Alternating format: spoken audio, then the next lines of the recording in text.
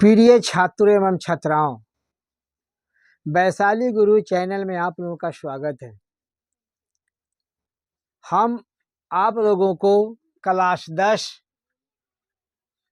Real number वास्तविक संख्या जो आलोक भारती की किताब है, जिसमें हम एक्सरसाइज 1.1 है, आपको 2 नंबर से हम सवाल का जवाब आपको हम समझाएंगे। सवाल है, निम्न गुणनखंड में ए बी सी डी का मान ज्ञात करें। आप देखेंगे सवाल है, ठीक है ना, ये सवाल है। अब सवाल के जवाब आप देखेंगे।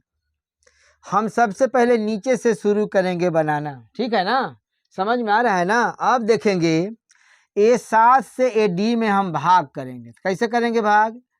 डी भागा 7 बराबर कितना हो जाएगा? 11। आप देखते रहेंगे भाग के अंत वाला उलट जाता है, 11 हो गया ना, इसलिए डी बराबर तिरछा गुना करेंगे तो 77 हो जाएगी। यानी डी की जगह कितना लिखा जाएगा? 77 लिखा जाएगा, ठीक है ना। अब फिर देखेंगे आप, अब फिर देखेंगे ये 5 से सी में हम भाग करेंगे। कितना लिखेंगे? सी भागा 5 बराबर डी बनेगा, तो डी के जगह पर कितना है? तो 77 है। भाग के अंत वाला उलट जाता है, 1 बटा कितना हो जाएगा? 5, और डी के जगह पर कितना लिखा जाएगा? 77। अब देखेंगे यहाँ पर, इसलिए सी बराबर तिरछा गुना करेंगे तो 7 पचे 35 के 5, 7 पचे 35 और 3 38, यानी डी का मान ए हो गया, सी का मान ए हो गया। यानी डी और सी का मान यहाँ तक के मान निकल गया। अब फिर देखेंगे आप, फिर 3 से हम बी में फिर क्या करेंगे? यहाँ पर बी में 3 से भाग करेंगे, बराबर कितना हो जाएगा? ए सी हो जाएगा। तो बी भाग के अंत वाला जब गुना में बदलता है, ठीक है ना, तो नीचे वाला ऊपर, ऊपर वाला नीचे हो जाता है। आप देखेंगे सी का मान है 385, ठीक है ना। आप देखते रहेंगे, इसलिए बी बराबर तिरछा गुना करेंगे तो 5 तिया 15 के 5, हाथ में आ गया 1, 8 तिरी 24 और 25 के 5, 3 तिया 9 और 9 2 11। आपका बी का आंसर ए हो गया, ठीक है ना। अब फिर देखेंगे यहाँ पर बी तक के निकल गया। अब फिर देखेंगे, फिर 2 से हम ए में भाग करेंगे, ठीक है ना। देखते रहेंगे ए भागा 2, शेष कितना उतरता है? तो बी उतर जाएगा, तो बी हो जाएगा ना। आप देखते रहेंगे, देखेंगे भाग के अंत वाला उलट जाता है तो 1/2, अब बी के मान है कितना? 1155 हो जाएगा, ठीक है ना। आप देखते रहेंगे, या कर देते हैं, ठीक है ना, तिरछा गुना करेंगे तो ए बराबर गुना करेंगे तो 5 दूना 10, 5 दूना 10, 1 11 हो जाएगा, 2 1 3 हो जाएगा, सॉरी यहाँ हो जाएगा 0 1 3 हो जाएगा 2, यानी 2310 हो जाएगा। ये अगर सवाल का जवाब अगर आप लोग को समझ में आया होगा तो आप कम से कम सब्सक्राइब कर देंगे, बेल ऑल दबा देंगे, जिससे आप लोग का नोटिफिकेशन मिलते रहे। अपने मित्रों के यहाँ शेयर भी कर देंगे।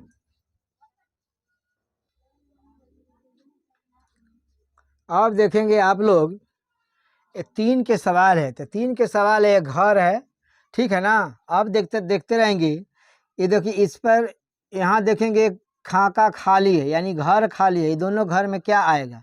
अब देखते रहेंगे, 3 में 7 से गुना कर देंगे तो 3 गुने कितना हो जाएगा? 7, 7 3 21, यहाँ पर कितना लिख देंगे? 21 लिख देंगे। अब देखते रहेंगे 5 तिया 15, 15 दूना 30 हो गया। अब देखते रहेंगे, अब देखेंगे यहाँ पर, यहाँ 21 है, अब गुने 21 में गुना कर देंगे 30 से तो कितना आ जाएगा? 21 तिया 63, यानी 630, यानी इसमें कितना आ जाएगा? 630। यह सवाल का जवाब लगता है कि आप लोगों के बहुत अच्छा से समझ में आ गया होगा, ठीक है ना। अब देखेंगे 4 के 1 नंबर सवाल है, तो 4 के 1 नंबर सवाल है कि यूक्लिड विभाजन विधि से एल्गोरिथ्म का प्रयोग करते हुए नीचे दी गई संख्याओं के महत्तम समावर्तक ज्ञात करें। तो देखिए सवाल नंबर 1 है कि 144 एवं 180 का बीच में हमको, यानी 180 का महत्तम समावर्तक निकालना। कैसे निकालेंगे से देखेंगे। फॉर्मूला बनता है कि भाज बराबर भाजक गुने भागफल प्लस, पूरा नाम लिख देते हैं, भाजक गुने भागफल प्लस शेषफल होता है। अब देखेंगे ये दोनों संख्या है, तो दोनों संख्या में सबसे बड़ा संख्या को हम भाज बोलते हैं और उसको छोटा वाला को हम भाजक बोलते हैं। अब देखेंगे ध्यान से, 144 में 144 से 180 में हम भाग करेंगे, तो 180 में जब भाग करेंगे ना तो भागफल इसका 1 आ जाएगा और शेषफल इसका 36 आ जाएगा। हम बगल में आपको लिख के समझा देते हैं, कैसे करेंगे से देखते रहेंगे। 144 है, 144 से भाग करेंगे तो शेषफल कितना होता जाएगा 36। तो इसको हम बोलते हैं भाजक, इसको बोलते हैं भाजक, इसको बोलते हैं भागफल, इसको बोलते हैं शेषफल, इसको बोलते हैं भाज बोलते हैं। तो इसको भाज बराबर हो जाएगा भाजक गुने भागफल प्लस शेषफल। और फिर देखते रहेंगे, ये है ना भाजक, ये भाजक पुनः भाज बनेगा, तो 144 बराबर ये शेषफल है, ये शेषफल इसका भाजक बनेगा। फिर देखेंगे यहाँ पर गुने यानी भागफल। अब देखेंगे 136 से 144 में भाग करेंगे तो शेषफल 4 और 0 और भागफल आ जाएगा 4 और शेषफल आ जाएगा 0। तो यहाँ हम लिख देंगे कि 36 बराबर नहीं है 0, इसलिए इसका कहाँ कितना हो जाएगा आंसर, महत्तम समावर्तक बराबर 36 आंसर हो जाएगा। अब देखेंगे आप लोग, माने 4 के 2 नंबर सवाल है कि यूक्लिड विभाजन एल्गोरिथ्म का प्रयोग करते हुए नीचे दी गई संख्याओं के महत्तम समावर्तक ज्ञात करना है। यूक्लिड के नियम आप देखते रहेंगे। यूक्लिड का नियम है भाज बराबर भाजक गुने भागफल प्लस शेषफल। अब देखते रहेंगे, सबसे बड़ा अंक है ना दोनों में, तो सबसे बड़ा अंक को हम बोलते हैं भाज, तो 176 हो जाएगा, ठीक है ना। अब भाजक बोलते हैं छोटा वाला, तो 116 हो जाएगा।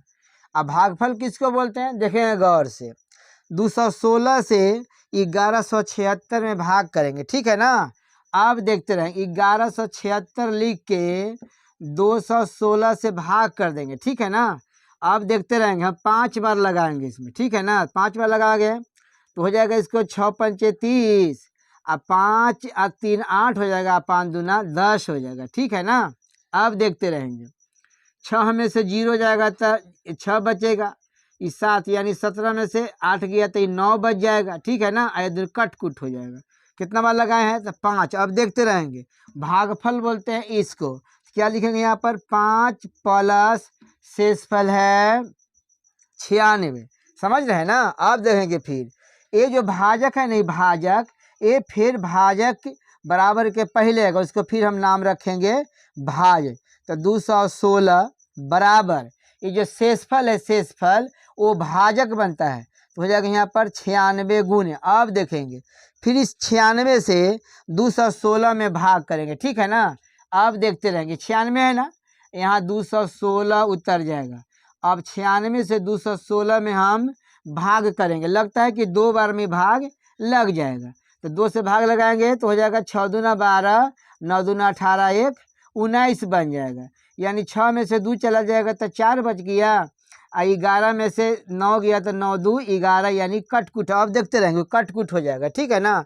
अब देखते रहेंगे इसका भागफल कौन हो गया, ये भागफल 2 हो गया, और शेषफल कितना हो गया, तो शेषफल 24 हो गया। समझ में आ रहा है ना आप लोगों का। अब देखते रहेंगे, यहाँ जो ये भाजक है, ये भाजक के फिर हम भाज बनाएंगे, ठीक है ना, बराबर हो जाएगा। ये शेषफल है, शेषफल ये भाजक बन के आ जाएगा, गुने हो जाएगा। अब देखते रहेंगे, ये 24 से 96 में, यानी ये 24 से 96 में हम भाग करेंगे तो कितना हो जाएगा, 4 बार लग जाएगा, ठीक है ना। तो 4 4 चौका 16, 4 दूना 8 1 9, शेष कितना उतर जाएगा 0 उतर गया। देखते रहेंगे इसका हो गया भागफल हो जाएगा 4 और शेषफल कितना हो जाएगा 0 हो गया, बन गया। देखेंगे ये 24 है ना, लिख देंगे यहाँ पर ये भाजक बराबर नहीं है 0 से इसलिए इसका महत्तम कितना हो जाएगा, तो महत्तम समावर्तक इसका कितना हो जाएगा 24। यह आपका आंसर बन के तैयारी हो गया, जो आप लोग के समझ में आ गया होगा। अब देखेंगे 4 के 3 नंबर सवाल है। 180 एवं 192 के महत्तम समावर्तक निकाला है, यानी निकालना है कि महत्तम समावर्तक बोलते हैं कि 2 अंकों में सबसे बड़ा होता है ना, उसको हम महत्तम समावर्तक निकालेंगे। तो फॉर्मूला होता है यूक्लिड के नियम में कि भाज बराबर भाजक गुने भागफल प्लस शेषफल हो जाता है। ठीक से ना, ठीक है ना।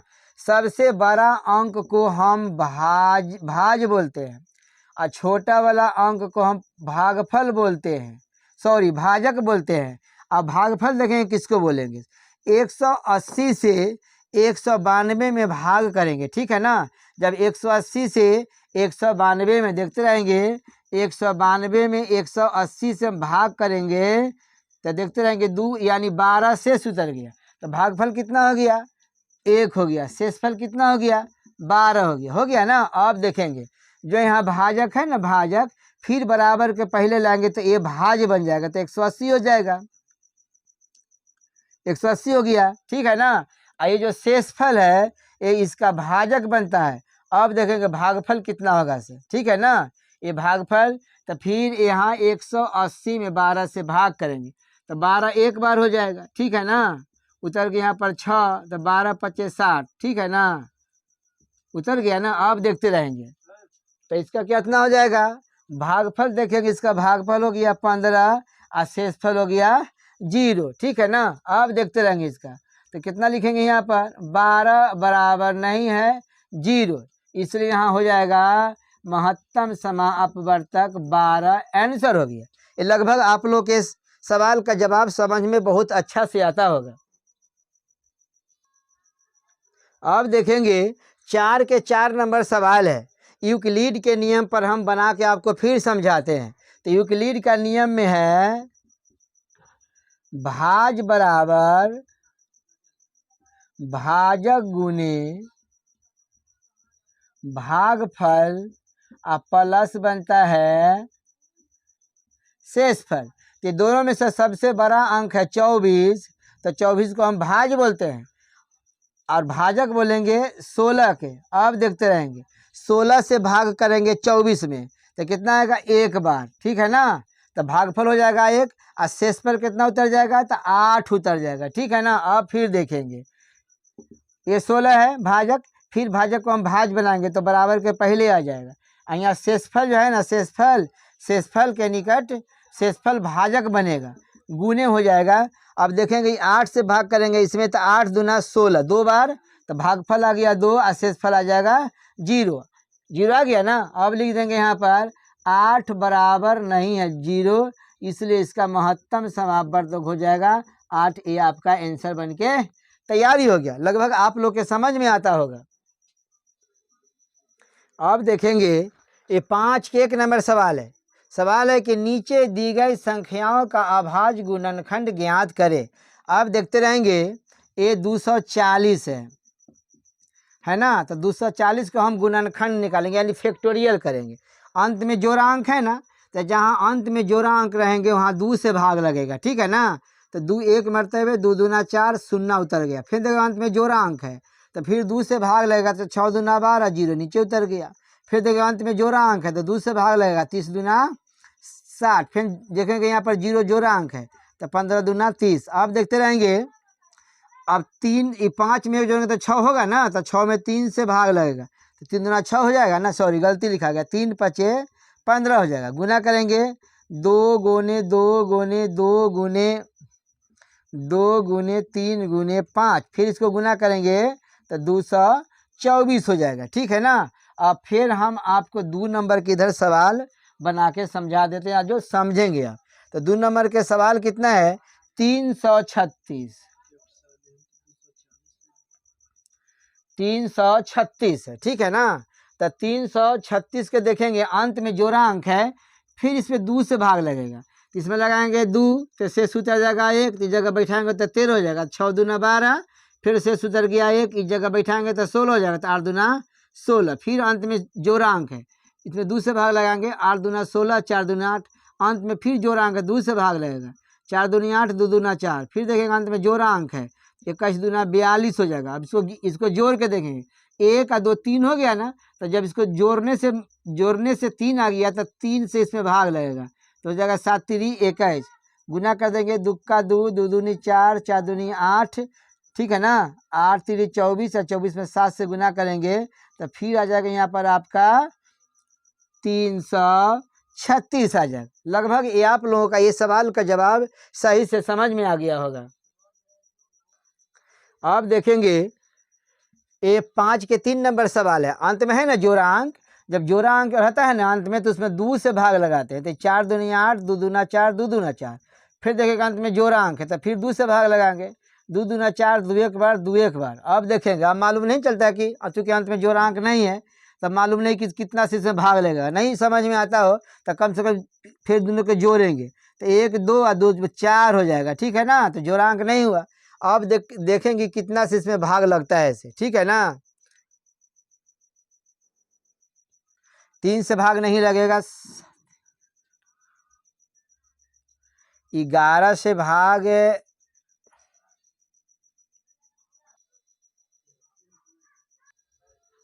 अब देखेंगे 5 के 3 नंबर सवाल है नीचे दी गई संख्याओं का अभाज्य गुणनखंड ज्ञात करें। अंत में जोड़ांक है ना, जोड़ांक, तो जोड़ांक में 2 से भाग लगता है, तो 4 दूनी 8, 2 दूना 4, 2 दूना 4। फिर अंत में जोड़ांक है तो 2 से भाग लगेगा, 2 दूना 4, 2 एक बार, 2 एक बार। अब इसमें किसी भी अंक से भाग नहीं लगेगा, यानी 2 गुने 211 बराबर हो जाएगा 884। ये आपका आंसर बन के तैयारी होगा। फिर आप देखते रहेंगे इसका 4 नंबर सवाल का जवाब आप देखते रहेंगे। 4 नंबर में है 2400 है, ठीक है ना, ठीक है ना। अब देखेंगे ये जोड़ांक है, ठीक है, 0 को हम जोड़ांक बोलते हैं। इसमें 2 से भाग लगेगा, 2 एक बार, 2 दूना 4 और 0 डबल उतर जाएगा। फिर यहाँ पर देखेंगे 2 से भाग लगाएंगे, 6 दूना 12, 0 0 नीचे उतर गया। फिर 2 से भाग लगाएंगे, 3 दूना 6, 0 0 हो जाएगा। फिर 2 से भाग लगाएंगे, 2 एक बार, शेष उतर गया, इस जगह बैठाएंगे 5 हो जाएगा, बस 10 हो जाएगा, तो 5 दूना 10, ये 0 हो जाएगा। फिर 2 से भाग लगेगा, 7 दूना 14 और 5 दूना 10। फिर देखेंगे यहाँ पर 3 से भाग लगेगा, 7 और 5 12, 12 हो गया ना, 12 में 3 से भाग लगता है, ठीक है ना। तो हो जाएगा यहाँ पर 25 तिया 75, 5 से भाग लगेगा, 5 गुने 5 हो जाएगा, यानी 5 हो जाएगा। अब देखते हैं कि 1 2 3 4 5 है, 2 गुने 2 गुने 2 गुने 2 गुने 2 गुने 5 गुने 5, यानी हो जाएगा यहाँ फिर हो जाएगा 2400, ठीक है ना। ये आपका आंसर बन के तैयारी हो गया। लगभग ये आप लोगों के सवाल का जवाब समझ में आ गया होगा।